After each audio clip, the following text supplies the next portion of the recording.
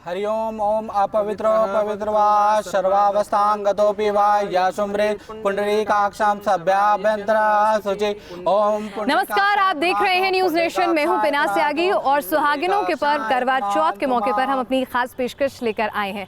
हमारे साथ पंडित प्रकाश जोशी हैं और कुछ सुहागिन यहाँ पर मौजूद हैं जिन्होंने अपने पति की लंबी कामना के लिए व्रत रखा है। और ऐसे में हम आपकी मदद करने के लिए आए हैं कि किस तरह से फिल्मों के करवा चौथ तो हमने खूब देखे हैं, लेकिन किस तरह से धार्मिक रीति रिवाज से सही मायनों में आपको करवा चौथ का व्रत करना चाहिए, सरगी कब कैसे करनी चाहिए, क्या कोई शुभ मुहूर्त होता है, कथा क्या है और क्यों इसको करवा चौथ कहते हैं, करवे की क्या महत्ता है, ऐसे ढेर सारे सवाल जो शायद आपको ना मालूम हो उनको बताने के लिए हम यहाँ पर आए हैं। पंडित जी हमारी मदद करेंगे, तमाम सुहागिनें यहाँ पर मौजूद हैं, तो हम पूरी सामग्री लेके और यहाँ पर हम कथा सुनने के लिए तैयार हैं। पंडित जी ये बताइए कि सामग्री क्या क्या चाहिए होती है? कथा तो सब सुनते हैं, लेकिन पूरे विधि विधान से अगर करवा चौथ का व्रत करना है तो क्या क्या सामग्री सुहागिनें अपने घर पर इकट्ठी कर लें? देखिए, आपको सर्वप्रथम जो एक छलनी की आवश्यकता होगी, छलनी। आप दूसरा आपको श्रृंगार की आवश्यकता होगी जब करवा माता को चढ़ाया जाता है, श्रृंगार। और 5 प्रकार के फल की आवश्यकता रहेगी। आपको मिष्ठान की आवश्यकता रहेगी, आपको पंच मेवे की आवश्यकता रहेगी और अक्षत की आपको आवश्यकता रहेगी, फूल की आवश्यकता रहेगी और सुपारी की आवश्यकता रहेगी और एक दीपक की आवश्यकता रहेगी, जो मिट्टी का दीपक होता है। तो वो ले ले तो अति उत्तम। अच्छा, अब यहाँ पर आपने 2 करवे रखे हुए हैं, तो ये किस तरह से रखे जाते हैं? देखिए, इसमें 2 करवे रखे जाते हैं। एक करवा जो है करवा चौथ का करवा होता है, करवा माता की पूजा होती है उसके अंदर। दूसरा करवा जो है सास या बुजुर्ग को दिया जाता है। अच्छा, इसलिए 2 करवे रखे जाते हैं। एक में पानी भरा हुआ है, मैं चाहूंगी कि पंडित जी आप हमें उठा के दिखाएंगे कि एक में पानी भरेंगे और एक में आप गेहूं भर देते हैं। तो एक में गेहूं रखे हुए हैं यहाँ पर देखिए, और एक में वहाँ पानी भरा हुआ है और ये गेहूं के ऊपर रखे हुए हैं पंडित जी। तो गेहूं के ऊपर रखने की कोई खास वजह? गेहूं माना जाता है कि कलश के अंदर गेहूं अगर आप डालें तो पूरे साल धन धान्य की बरकत होती है, वृद्धि होती है, इसलिए गेहूं रखा जा सकता है। आप और भी चीज़ें रख सकते हैं, आप फल का रस रख सकते हैं, इसके अंदर आप जल रख सकते हैं, आप इसके अंदर पीली सरसों रख सकते हैं। हो सके तो गेहूं या सरसों रखें। गेहूं बहुत शुभ माना गया है। अच्छा, तो ये बाण आपने क्यों लगाए हुए हैं, ये किस लिए होते हैं? ये मैंने नहीं देखे हैं पहले। जी, कि हमने करवे पे सीख लगाई। दिखाइएगा 1 मिनट, हम चाहेंगे अपने दर्शकों को भी दिखाएं। ये 7 प्रकार की सीख लगाई जाती है। जिस करवे में हमने पानी भरा है उसके अंदर जहाँ से जल दिया जाता है वहाँ से हम लोग सीख लगाएंगे, 7 लगाएंगे। 7 प्रकार की सीख लगाई जाती है, 7। और उसमें एक हल्दी से स्वास्तिक बनाया जाता है, जो कि आप देख रहे हैं जी। स्वास्तिक हम लोगों ने बनाया है। ये वही करवा है जिसके जल को हम रात को जल देंगे। जी। और ये सीख 7 प्रकार की इसलिए लगाई जाती है कि हमारे जीवन में हमारे सुहाग को लेकर जो ये व्रत रखती हैं प्रतिव्रता, उसमें कोई व्यवधान ना। ये 7 जन्मों से तो सीख का कोई लेना देना नहीं। 7 जन्मों से भी आप सीख का लेना देना कह सकते हैं। और 7 भाइयों की वो कथा है, वीरवती की 7 भाइयों की। अच्छा, कुछ जगह सरगी खा के जो है व्रत की शुरुआत होती है सुबह सुबह, तो उसका भी कोई खास वक्त होता है? जी, उसका सूर्योदय से पहले ही सरगी खाई जाती है, सास द्वारा दी जाती है। और सरगी में क्या होता है? ये हम सामान, ये आप बहुत अच्छा सामान ले हैं। ये मट्ठी है और ये सरगी है। इसी प्रकार का आपको वैसे मीठा भी खा सकते हैं, नमकीन भी खा सकते हैं। दोनों चीज़ खा सकते हैं। सास या बुजुर्ग द्वारा दी जाती है और ये सूर्योदय से पहले खाया जाता है। सूर्योदय से पहले इसलिए खाया जाता है कि कहीं आप व्रत कर रहे हैं, पता चला आपने व्यवस्था से और कभी व्रत नहीं किया और आपने निर्जल व्रत होता है, कठिन व्रत होता है, कहीं मूर्छित ना हो जाए, कहीं बेहोश ना आ जाए, इसलिए आप जो है सरगी जरूर खाएं। सरगी जरूर। मेरा ये निवेदन है बहुतों से कि आप सरगी जरूर खाएं, क्योंकि जान है तो जहान है। आप अवश्य। चलिए, पति की लंबी कामना से पहले खुद की भी सेहत है, तो उसके लिए तभी अच्छी बहुत ज्यादा कंप्लेंट देखी गई है ना। अच्छा, तो सरगी में मट्ठी और फेनी की कोई खास वजह है, क्योंकि यही चलता है सरगी में? नहीं, इसकी कोई खास वजह नहीं है। शायद पौष्टिक ज्यादा होता है, ज्यादा बल मिलता है, इसलिए ज्यादा पचाने में भी आसान है, तो दिक्कत नहीं है, इसीलिए इसको रखा गया है। बाकी इसमें क्या है कि बुजुर्ग के हाथ से या सास के हाथ से दी जाए तो आशीर्वाद स्वरूप होता है। चलिए, तो सामग्री के बारे में हमने जान लिया, क्या क्या सामग्री रखनी है, क्यों रखनी है, किस तरह से अपना पूजा का जहाँ कथा स्थल है उसको बनाना है। और अब हम पूजा का विधि विधान भी शुरू करेंगे और फिर कथा भी सुनाएंगे अपने दर्शकों को, ताकि कुछ लोगों को अगर कथा नहीं मालूम है या फिर कथा नहीं सुन सकते हैं तो न्यूज़ नेशन के माध्यम से ये हमारी कोशिश रहने वाली है। अच्छा, ये एक चीज़ रह गई है, ये करवा चौथ का जो पूजन होता है, अगर हम याद करें बचपन में हम अपने मम्मियों को देखते थे बनाते हुए, दीवार पे बनाया करते थे, तो अभी हाईटेक वर्जन आ गया उसका। जी मैं बताता हूँ, पहले जो था गेरू से बनाया जाता था ये, और दीवार पे ही बनाया जाता था।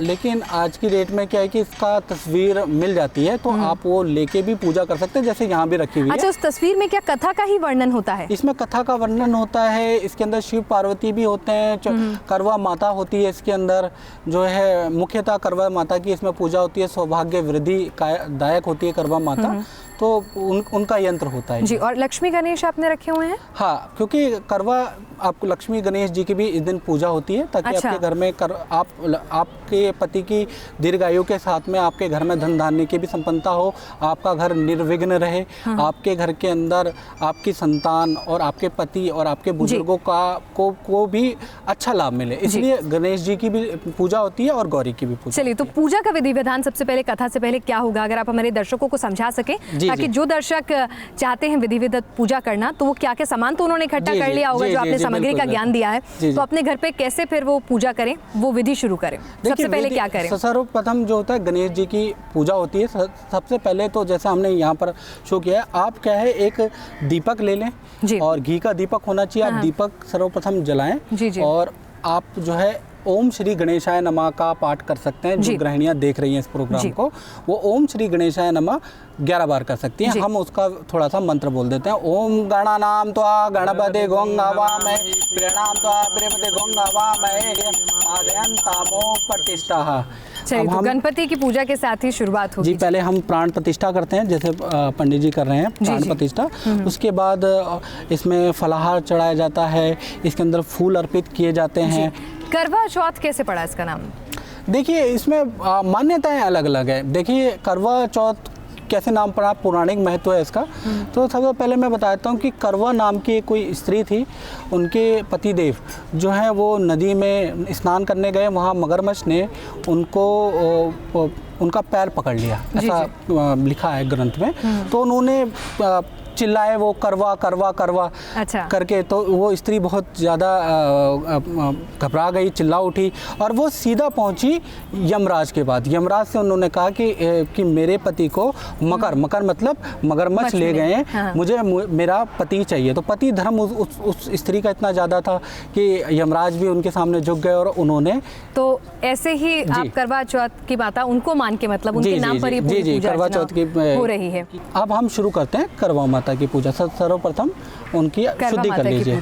पहले शुद्धि की जाती है। शुद्धि के लिए हम लोग, हाँ, शुद्धि के लिए हम एक मंत्र बोल देते हैं। ओम सर्व मंगल मांगल्ये शिवे सर्वार्थ साधिके शरणे त्र्यंबके गौरी नारायणी नमोस्तुते। चलिए, तो करवा को भी प्राण प्रतिष्ठित करना होगा। जी बिल्कुल, यानी पहले गणेश जी, फिर गौरी जी, फिर करवा माता, और अब करवे को भी प्राण प्रतिष्ठित करना है। जी, वो कैसे होगा वो भी बताइए। जी, चावलों द्वारा एक मंत्र बोला जाता है। जो करवा आप जिस करवे से अर्घ देंगे शाम को, चांद देखने के बाद स्वास्तिक बनाएंगे, उसमें ये 7 बाण रखेंगे, 7 जन्म के साथ के लिए, और जिस तरह से गेहूं पे रखा हुआ है, और अब उसकी प्राण प्रतिष्ठा करेंगे। हाँ जी, इसमें स्वास्तिक आपने बना लिया। जी। आपने उसके अंदर जल डाल दिया, एक करवे के अंदर आपने सिक्का डाल दिया।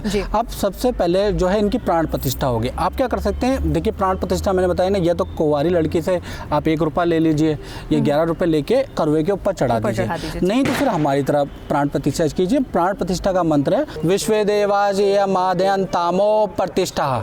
ये प्रतिष्ठा का मंत्र है। ये प्रतिष्ठा फूल और कुछ अर्पित भी होगा। जी बिल्कुल, पूरा पूजन ही होगा। पूरा पूजन होगा, यानी कि जिस करवे से आप अर्घ देते हैं उसको भी आप पूजते हैं। जी, कहा जाता है कि कथा का महत्व जब होता है जब उसको 13 सुहागिन सुने। चलिए, लोगों का ये भ्रम भी दूर होगा कि तेहरा अशुभ है। जब माता रानी अपनी पूजा में अगर तेहरा यहाँ पर बिंदियां लगवा रही हैं शास्त्रों के अनुसार, तो लाजमी है कि लोगों का मिथ भी दूर होगा। तो अपने करवे को डेकोरेटिव करवा लाइए, लेकिन इन तेहरा बिंदियों से भी पूजन अर्चन में अब ये कि अब आपने बहुत अच्छी बात कही, डेकोरेटेड करवा। क्या है कि करवा ये प्रचलन आज से नहीं है डेकोरेटेड वाला। ये द्रौपदी जी ने भी पांडवों की सलामती के लिए स्वर्ग से मंगाया था ऐसा कलश। अच्छा, तो करवा जितना सुंदर होगा, जितना सजीला होगा, उतना ज़्यादा फल मिलेगा किसी महिला को। चलिए, तो आप कथा सुनना शुरू करें।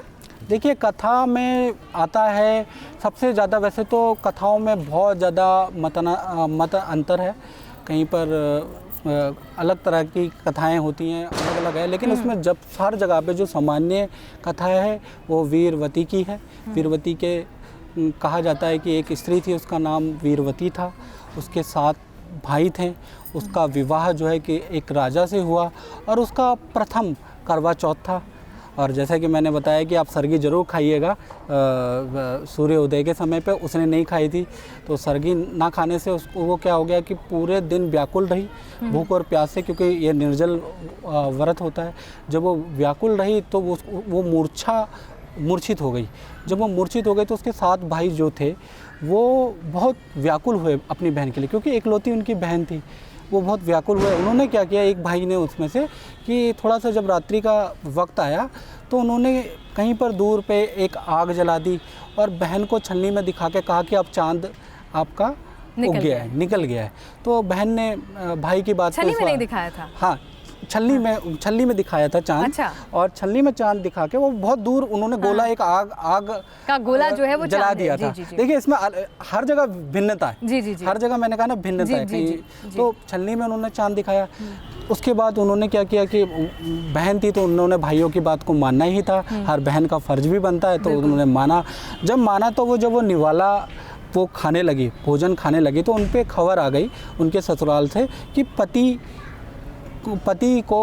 को परेशानी हो गई है, या बहुत सी किताबों में ये भी पाया गया है कि पति की मृत्यु हो गई है। जी। ऐसा पाया गया। तो फिर उन्होंने पार्वती से इसका कारण पूछा। बहुत सी किताबों में इंद्राणी लिखा हुआ है। देखिए, अलग-अलग मैं बताता भी रहूँगा कहाँ का मिथ है। इंद्राणी से उन्होंने पूछा या पार्वती से उन्होंने पूछा। पार्वती ने बताया कि आपके जो 7 भाई हैं उन्होंने आपके साथ छल किया है और आपका जो है व्रत अधूरा है, इसको पूरा करिए अगले साल, तब जाके आपके पति जो है चिरंजीव जीवित हो जाएंगे। और उस महिला ने ऐसा ही किया और अगले साल वो चिरंजीव और जीवित हो गए। जो छलनी में से चांद देखने की कथा यहाँ समाप्त हुई है। जी।